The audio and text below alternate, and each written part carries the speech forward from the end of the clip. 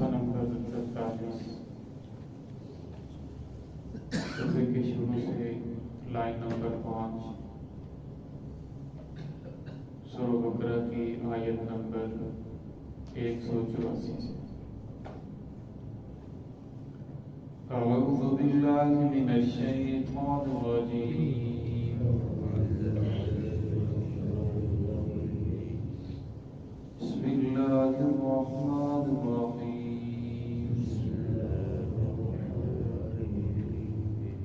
शहरु रमज़ानल्लज़ी उन्ज़िला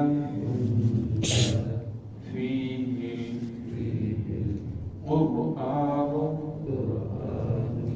हुदल लिन्नासि व बय्यिनातिन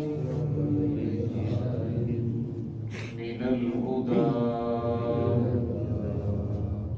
वल फुरक़ान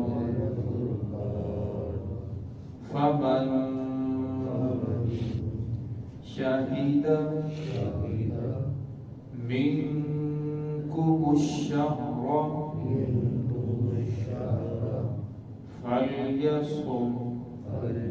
फल्यसुम वमन कान मरीज़न औ अला सफरिन फ़इद्दतुन मिन अय्यामिन उखर युरीदुल्लाहु बिकुमुल युस्रा वला युरीदु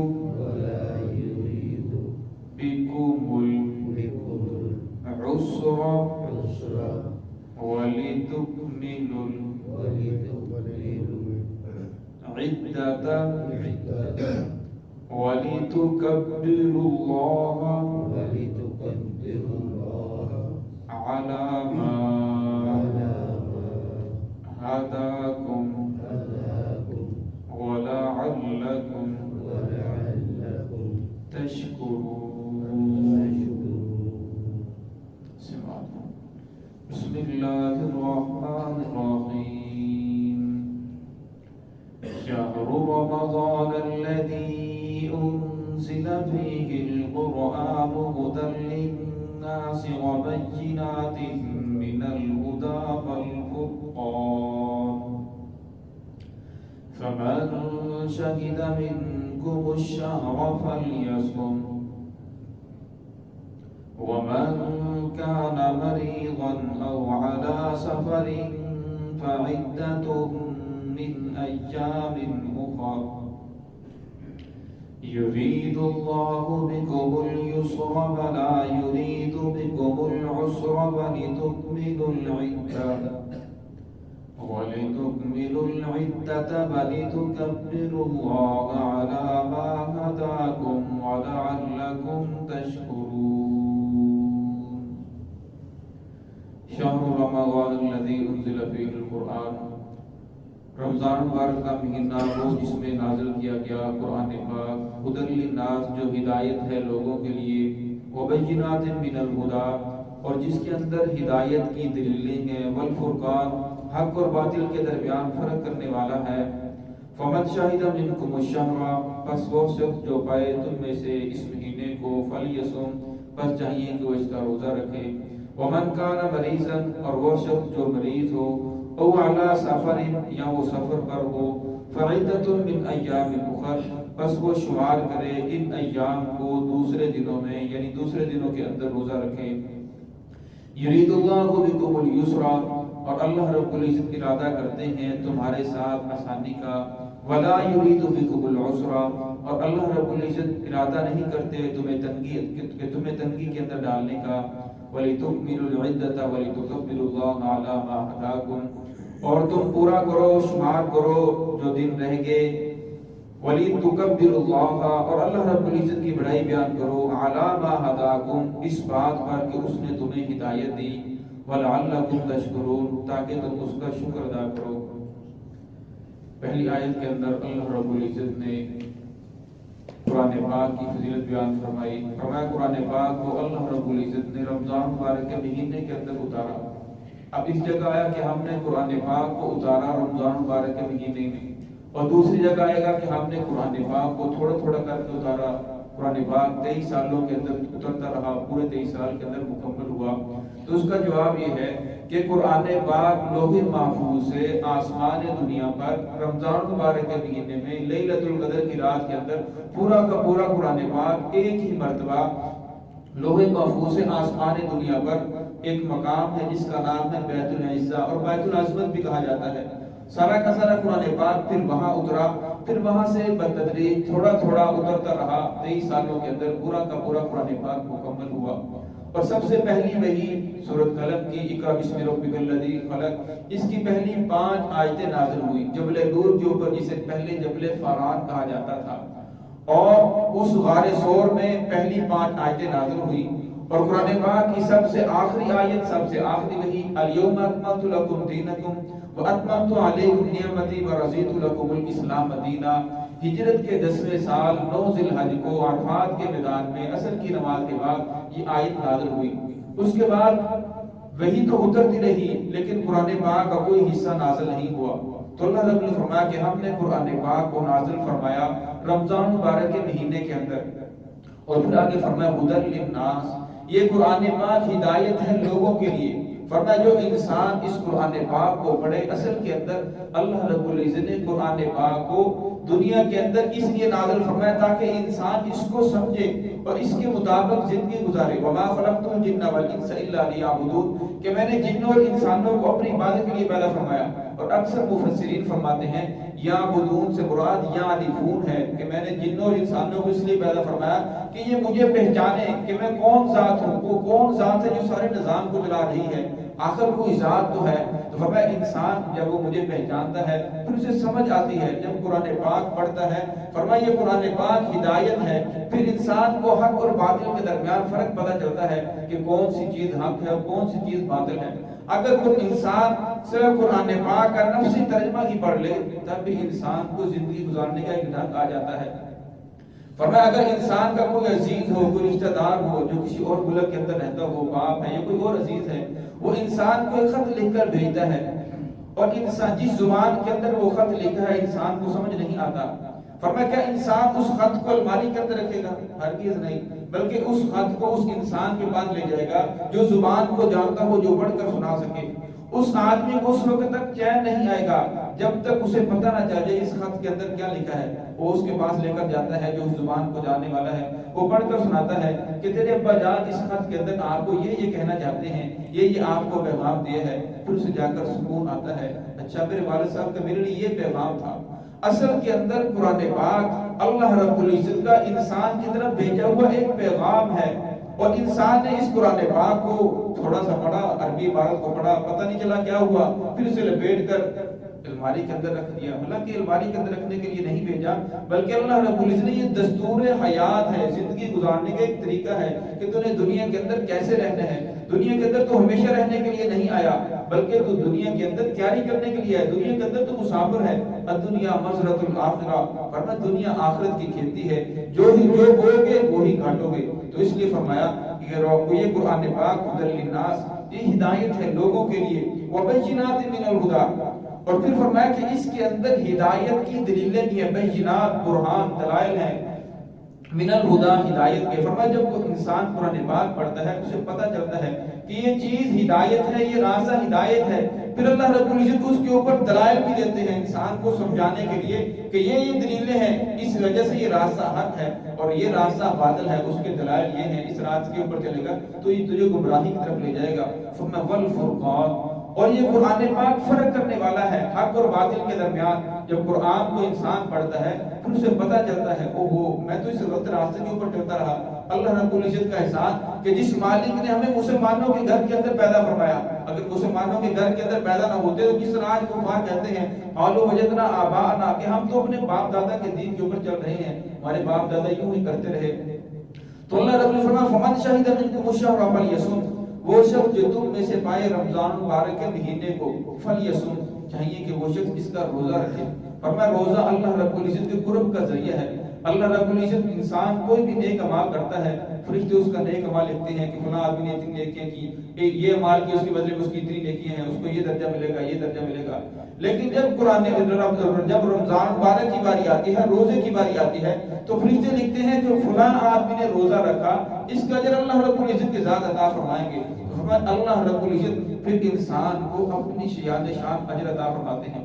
انسان کسی سے مانگنے کے لیے جاتا ہے تو ہر انسان اپنی حیثیت کے مطابق عطا کرتا ہے۔ اگر وہی انسان کسی بادشاہ کے پاس چلا جائے تو اسے 5 10 50 100 دیتے کوئی شرم آتی ہے، وہ لاکھوں میں ہزاروں میں بات کرے گا۔ اگر وہی کسی اور بڑے بادشاہ کے پاس چلا جائے تو اسے لاکھ دیتے ہوئے بھی شرم آئے گی، کہے گا کس نے میرے پاس آ کر سوال کیا۔ تو فرمایا جب اللہ رب العزت کی ذات سے انسان سوال کرتا ہے، سارا دن روزہ رکھتا ہے اور جب شام کو مزدوری لینے کے لیے ہاتھ اٹھاتا ہے، پھر اللہ رب العزت اپنی شان عطا فرمائیں گے جسے اللہ کے علاوہ کوئی نہیں جانتا۔ اس لیے فرمایا کہ روزہ اللہ رب العزت کے قرب کا ذریعہ ہے۔ وَمَنْ كَانَ مِنْكُمْ مَرِيضًا، پھر آگے اللہ رب العزت نے گزشتہ آیات کو پھر دہرایا، فرمایا جو تم میں سے کوئی شخص مریض ہو جائے، ایک ڈاکٹر نے منع کر دیا کہ آپ کے لیے روزہ رکھنا ٹھیک نہیں ہے، آپ جب ٹھیک ہو جائے پھر رکھ لیں، روزہ رکھنے سے آپ کی بیماری بڑھ جائے گی، آپ نے دن کے اندر اتنی مرتبہ دوائی کھانی ہے، تو فرمایا اس آدمی کے لیے روزہ چھوڑنے کی اجازت ہے۔ اور اعلیٰ سفر، یا انسان سفر کے اندر ہو تو اس آدمی نے بھی اجازت ہے کہ سفر کے اندر روزہ چھوڑ سکتا ہے۔ لیکن فرمایا کہ اگر انسان کو پتہ چل جائے کہ مجھے روزے کے اوپر ملنا کیا ہے، فرمایا پھر انسان کوشش کرے گا کہ سفر کے اندر ہی میرا روزہ نہ چھوٹے، بیماری کے اندر ہی میرا روزہ نہ چھوٹے۔ یہ جو حکم ہے یہ رخصت ہے، ایک رخصت کا اور ہوتی ہے، حکم اور ہوتا ہے۔ حکم ہوتا ہے کہ جو چیز حکم دے دیا اس کے اوپر عمل کرنا ضروری ہے۔ رخصت ہوتی ہے کہ آپ کے لیے اجازت ہے، چھوڑنا چاہیں تو چھوڑ سکتے ہیں، لیکن اگر آپ رکھنا چاہیں تو اس کے اوپر بہت بڑا اجر ہے۔ تو اس طرح آج کل کا سفر ہے، انسان سفر کرے، اللہ رب نے آپ کو سواری مہیا کی ہے، ساری سہولتیں عطا فرمائی ہیں، تو اگر آپ روزہ رکھتے ہیں تو انسان کو کوشش کرنی چاہیے کہ ضرور روزہ رکھے۔ پھر آگے فرمایا فائدۃ من ایام اخر، فرمایا کہ اگر آپ کے جو روزے رہ گئے رمضان مبارک کے مہینے کے اندر، اسے شمار کرو دوسرے دنوں کے اندر، تاکہ آپ باقی لوگوں سے پیچھے نہ رہ جاؤ، آپ اجر و ثواب کے اندر آپ کی کمی نہ آئے۔ یرید اللہ بکم اليسر، فرمایا اللہ رب العزت تمہارے ساتھ ارادہ کرتے ہیں آسانی کا، یسر کا۔ ولا یرید بکم العسر، اللہ رب العزت ارادہ نہیں کرتے تمہارے ساتھ تنگی کا۔ اب انسان دیکھا جائے، انسان دیکھے کہ قرآن پاک جو اللہ رب نے ہمیں دین دیا ہے، جو قرآن دیا ہے، یہ دنیا کے اندر بھی آسانیاں پیدا کرتا ہے اور آخرت کے اندر بھی آسانیاں پیدا کرتا ہے۔ ہم دین کو اپنے رسم و رواج کے ساتھ مقابلہ کریں، جو مسلمانوں نے اقوام عالم کے اندر ہم نے رسم و رواج پیدا کیے ہیں، فرمایا دین کو اس کے ساتھ موازنہ کریں تو یہ دین ہے جو قرآن پاک ہمارے لیے ہر کام کے اوپر آسانی پیدا کرتا ہے۔ جو ہمارے رسم و رواج ہیں ہر کام کے اوپر ہمارے لیے مشکلات پیدا کرتے ہیں، تنگیاں پیدا کرتے ہیں، کتنے رشتہ دار پھر بھی ناراض ہو جاتے ہیں، پھر بھی انسان سب کو راضی کرنا چاہے تو پھر بھی کوئی نہ کوئی ناراض ہو جاتا ہے۔ فرمایا اگر دین کے اوپر چلو گے تو دین تمہارے لیے آسانیاں پیدا کرتا ہے۔ اللہ رب تمہیں ہلاکت کے اندر ڈالنا نہیں چاہتا، بلکہ اللہ رب تمہارے ساتھ آسانی کا ارادہ کرتے ہیں کہ میرا بندہ کسی مشکل کے اندر مبتلا نہ ہو۔ فرمایا اگر کھڑے ہو کر نماز نہیں پڑھ سکتے بیٹھ کے پڑھ لو، بیٹھ کے نہیں پڑھ سکتے لیٹ کے پڑھ لو، وضو نہیں کر سکتے تیمم کر لو۔ حج، فرمایا حج اس کے اوپر فرض ہے جس آدمی کے پاس مال و دولت ہے، جس آدمی کے پاس مال و دولت نہیں، اس کے اوپر زکات بھی نہیں، اس کے اوپر حج بھی نہیں، اس کے اوپر عشر بھی نہیں ہے۔ تو فرمایا اللہ رب العزت نے انسان کے لیے تو آسانیاں پیدا فرمائی ہے۔ اللہ رب العزت اپنے بندے سے بڑی محبت کرتے ہیں، وہ رحمان ہے، وہ رحیم ہے، وہ کریم ہے۔ اللہ تو اپنے بندے کو ہلاکت کے اندر ہرگز نہیں ڈالنا چاہتا۔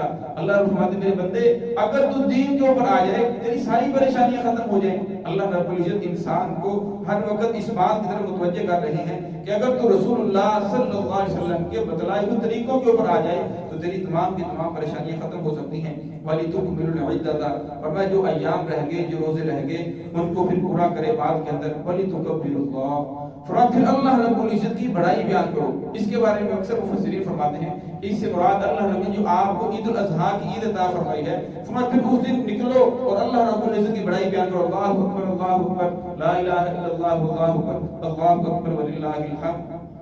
اور فرمایا اس چیز پر جو اللہ رب نے تمہیں ہدایت دی، اللہ رب نے تمہیں نعمت عطا فرمائی۔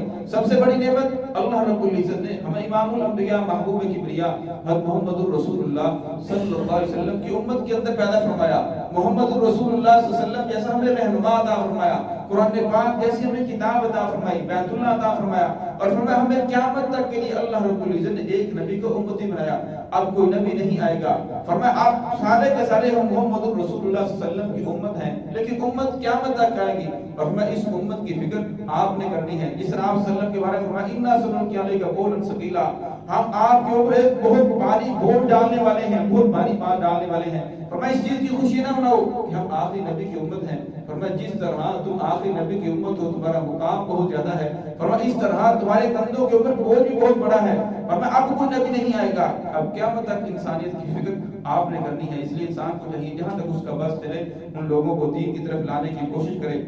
وَلَعَلَّكُمْ تَشْكُرُونَ، فرمایا تاکہ تم شکر ادا کرو۔ اللہ رب اتنی زیادہ نعمتیں عطا فرمائی، فرمایا جب انسان اس کے اوپر شکر ادا کرتا ہے لَئِن شَكَرْتُمْ لَأَزِيدَنَّكُمْ وَلَئِن كَفَرْتُمْ إِنَّ عَذَابِي لَشَدِيدٌ، فرمایا جب تم شکر ادا کرو گے، فرمایا انسان شکر ادا کرتا ہے تو اس کی نعمتوں کو بڑھاتا ہوں۔ فرمایا دین کے بارے میں انسان کو اپنے سے اعلیٰ کے بارے میں دیکھنا چاہیے، یہ تو تہجد پڑھتا ہے، میں تو صرف نمازیں ہی پڑھتا ہوں، یہ تو اشراق ہی پڑھتا ہے، چاہ ہی پڑھتا ہے۔ فرمایا دنیا کے بارے میں انسان اگر اپنے سے اعلیٰ کو دیکھے گا کہ میرے پاس تو چھوٹی گاڑی ہے، اس کے پاس بڑی گاڑی ہے، میرے پاس تو صرف چھوٹا سا مکان ہے، اس کے پاس اتنی بڑی کوٹھی ہے، فرمایا پھر انسان اللہ رب العزت کی دی ہوئی نعمتوں کی ناقدری ہوتی ہے، ناشکری ہوتی ہے، فرمایا جس کی وجہ سے پھر آج سے ایسا نعمتیں چھنتی چلی جاتی ہیں۔ فرمایا شکر ادا کرنے کا ایک تو یہ ہے کہ اللہ رب العزت کھانا کھلایا، نعمت عطا فرمائی، الحمدللہ، یہ بھی شکر ادا کرنے کا ایک طریقہ ہے۔ لیکن علماء لکھتے ہیں شکر ادا کرنے کا بہترین طریقہ 5 وقت کی نماز ہے۔ جب انسان 5 وقت کی نماز پڑھتا ہے تو انسان کا ہر عضو اللہ رب العزت کے سامنے جھک رہا ہے، ہر عضو اللہ رب العزت کی بڑائی بیان کر رہا ہے، اپنی عاجزی کو ظاہر کر رہا ہے۔ قرآن پاک میں اللہ ارشاد فرماتے ہیں وَمَا خَلَقْتُ الْجِنَّ وَالْإِنسَ إِلَّا لِيَعْبُدُونِ، کہ میں نے جن اور انسانوں کو اپنی عبادت کے لیے پیدا فرمایا، ساری کی ساری مخلوقات، ساری کی ساری چیزیں میں نے انسانوں کے لیے پیدا فرمائی، جنوں کے لیے پیدا فرمائی، لیکن انسان اور جنات کو میں نے خالص اپنے لیے پیدا فرمایا۔ دعا ہے کہ اللہ رب العزت ہمیں اپنا کام پہچاننے کی توفیق عطا فرمائے۔ بسم اللہ۔